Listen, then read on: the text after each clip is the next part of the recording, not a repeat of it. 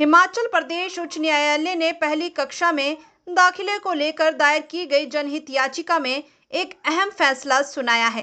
Chief justice Rajiv शकदर और सत्येन वेद की खंडपीठ ने सरकार और स्कूलों को आदेश जारी करते हुए कहा है कि मौजूदा शैक्षणिक सत्र में 6 साल से कम आयु के बच्चों को पहली कक्षा में दाखिला दिया जाए।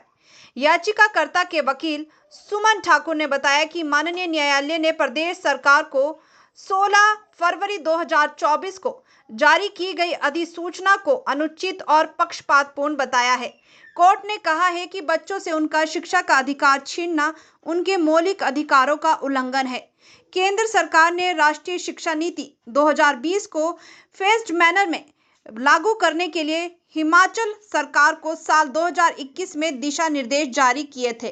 हालांकि सरकार द्वारा इस विषय में 3 साल तक कोई कार्रवाई अमल में नहीं लाई। इस निर्णय से राज्य में करीब 50,000 बच्चों को कक्षा 1 में दाखिला मिलने का रास्ता साफ हो गया है। अभिभावकों ने कोर्ट के इस फैसले से राहत की सांस ली है और माननीय उच्च न्यायालय का धन्यवाद जताया है। Suman Thakur, advocate in Delhi high court से मैं प्रैक्टिस करता हूं और यहां भी शिमला हाई कोर्ट भी प्रैक्टिस करता हूं।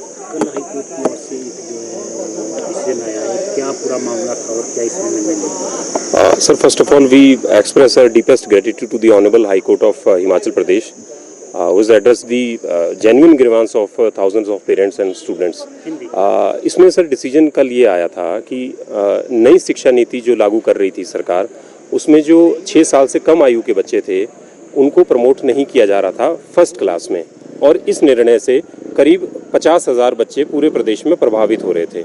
अब हुआ क्या है इसमें कि हमने एक जनहित याचिका इसमें दाखिल की थी और जिसमें थाउजेंड्स ऑफ स्टूडेंट्स को हम रिप्रेजेंट कर रहे थे।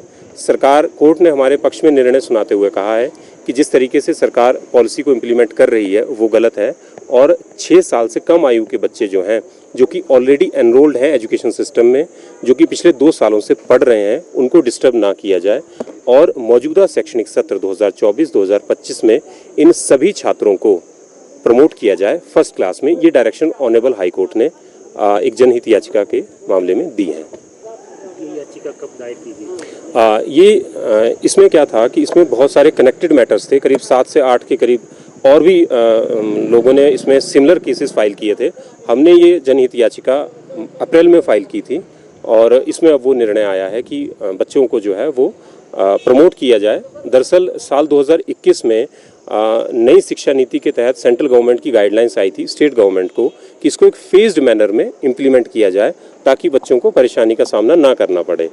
लेकिन साल 2024 में प्रदेश सरकार जो है वो गाइडलाइन इशू करती है जिसमें कि वो बच्चे जो कि ऑलरेडी LKG और UKG क्लास को क्वालिफाई कर चुके थे और उन बच्चों को प्रमोट ना करने का निर्णय सरकार ने लिया, फर्स्ट क्लास में मना किया प्रमोट करने से, जिसकी वजह से हज़ारों स्टूडेंट्स जो प्रभावित हो रहे थे। आपको पता है शिक्षा, प्राइवेट एजुकेशन बहुत महंगी है आज की तारीख में, और कई बच्चों का 1 साल और कई बच्चों के 2 साल बर्बाद हो रहे थे। तो इसीलिए हमने जनहित याचिका डाली थी।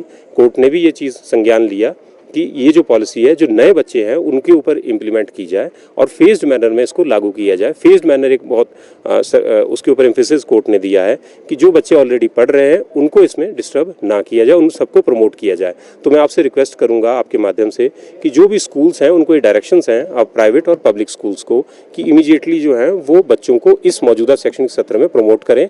6 महीने का पीरियड ऑलरेडी लैप्स हो चुका है, अगर कोई पीरियड फर्दर लैप्स होता है तो उसमें बच्चों की शिक्षा का नुकसान है।